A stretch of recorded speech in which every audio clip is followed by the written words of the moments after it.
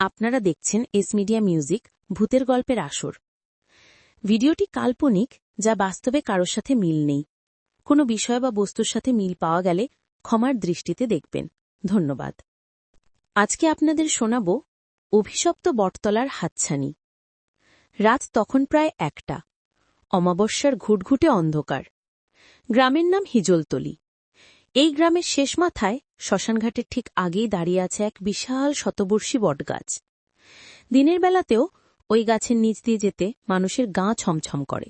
আর এখন তো গভীর রাত। শফিক কাজ শেষে শহর থেকে ফিরছিল। সচরাচর এত রাত তার হয় না, কিন্তু আজ বাস নষ্ট হওয়ায় ফিরতে অনেক দেরি হয়ে গেছে। ভয়ে শফিকের গলা শুকিয়ে কাঠ। সে সাহস সঞ্চয় করে পিছনে তাকাল। কেউ নেই, শুধু বটগাছের ঝুড়িগুলো অন্ধকারে সাপের মতো দুলছে। সে আবার সামনে তাকাল। হঠাৎ তার চোখ গেল বটগাছটার মগডালের দিকে। অন্ধকারের মধ্যেও স্পষ্ট বোঝা যাচ্ছে সাদা কাপড়ে মোড়ানো কি যেন একটা ঝুলে আছে। ভালো করে তাকাতেই শফিকের রক্ত হিম হয়ে গেল। ওটা কোনো কাপড় নয়, একটা মানুষ উল্টো হয়ে ঝুলে আছে। তার পা দুটো গাছের ডালে পেঁচানো, আর মাথাটা ঝুলছে নিচের দিকে। বাতাসের ঝাপটায় লম্বা চুলগুলো নিচে দুলছে।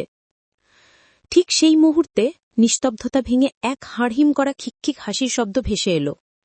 উপর থেকে ঝুলে থাকা ছায়াটা ধীরে ধীরে নিচে নামতে শুরু করল। শফিক দেখল ওটার চোখ দুটা জ্বলন্ত কয়লার মতো লাল। ছায়াটা ফিসফিস করে বলল, কতদিন কতদিন কেউ আসে না এই পথে, আজ তুই এসেছিস।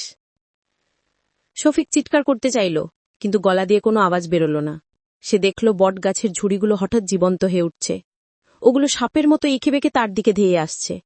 একটা শক্ত ঝুড়ি তার গলা পিছিয়ে ধরল, আর একটা ধরে হিমশীতল স্পর্শ তার সারা শরীরে ছড়িয়ে পড়ল। শফিক প্রাণপণে সাইকেল ছেড়ে দৌড় দিল। পিছনে সেই খিকখিক হাসি আর ভারী পায়ের আওয়াজ, ধপ ধপ ধপ। মনে হচ্ছে ওটা একদম কানের কাছে নিঃশ্বাস ফেলছে। শফিক জানে না সে কিভাবে দৌড়েছিল। পরদিন সকালে গ্রামবাসীরা শফিককে মসজিদের বারান্দায় অজ্ঞান অবস্থায় খুঁজে পায়। তার জ্ঞান ফিরলেও সে আর কথা বলতে পারেনি। শুধু জ্বরের ঘোরে বিড়বিড় করে বলতো, ওরা নামছে, গাছ থেকে ওরা নামছে। এখনও গভীর রাতে হিজলতলির ওই বটতলার পাশ দিয়ে কেউ গেলে নাকি শুনতে পায় গাছের উপর থেকে কেউ ফিসফিস করে বলছে, যাস কই, আয়।